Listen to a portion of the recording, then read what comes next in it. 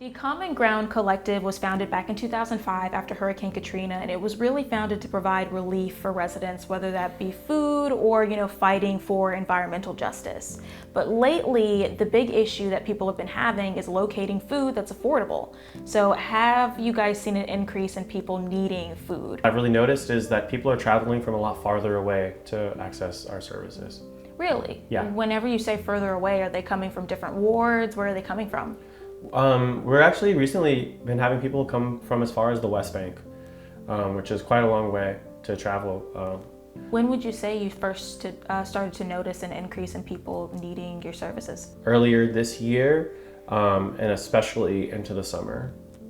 Earlier this year and especially into the summer. Do you know exactly how many families are using your services at all? When we first started a No Barrier Free Pantry, the average number of families that were coming through would be somewhere between 20 and maximum up to 40.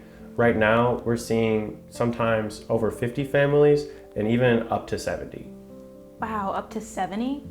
What type of strain does that put on the Common Ground Collective? Since our free pantry wasn't originally designed to accommodate that many people, we've had to really work very hard to make sure that we're honoring people's efforts to get here and to fairly distribute the resources that we have with the people. Wow, so is it more expensive for you guys to find food to give away? Are you guys struggling with resources? It is more expensive than ever. So not only have we seen an increase in the number of people who are coming, but actually we're feeling the strain from the other side as well, or even getting the same exact food from last year is costing hundreds more for the organization. Wow, so that's really just talking about, all right, same amount of food, so say it's green beans or something like Yes. that. The price of that has increased so much that you're having to pay even more just for the same amount of food. Right. And that's not accounting for all of the new people that are coming in. Correct.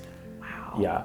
And then as far as getting resources, I will say that we have had a wonderful amount of community support, because I think a lot of people recognize in the greater collective how important food justice is. So Louisiana Just Recovery has helped us. We have partnered with Food Rescue, and we've also partnered with basically anyone we can in order to increase the amount of access that we're able to give to folks. So on the environmental side, this has been a really interesting year. Louisiana has been hit with wildfires, which, that never really happens. We're a hurricane state.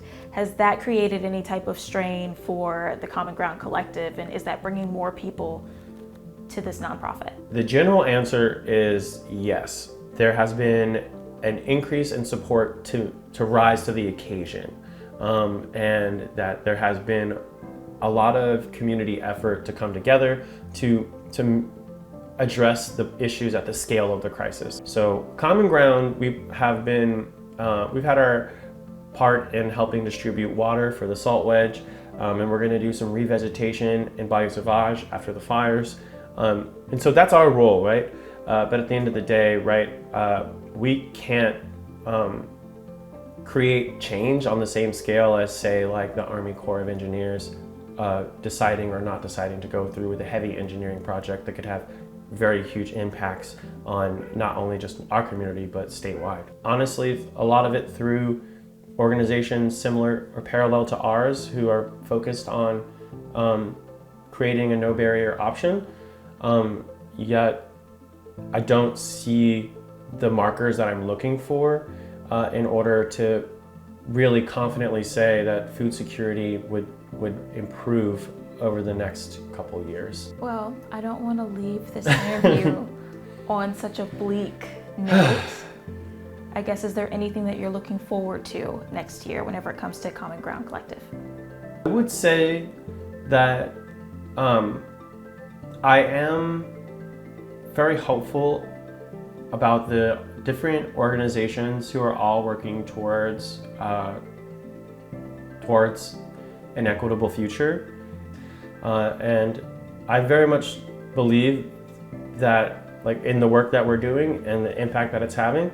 And I very much believe that the more people that we can get involved in this to create that cultural change, the closer and closer we come to creating that new equitable and hopeful future.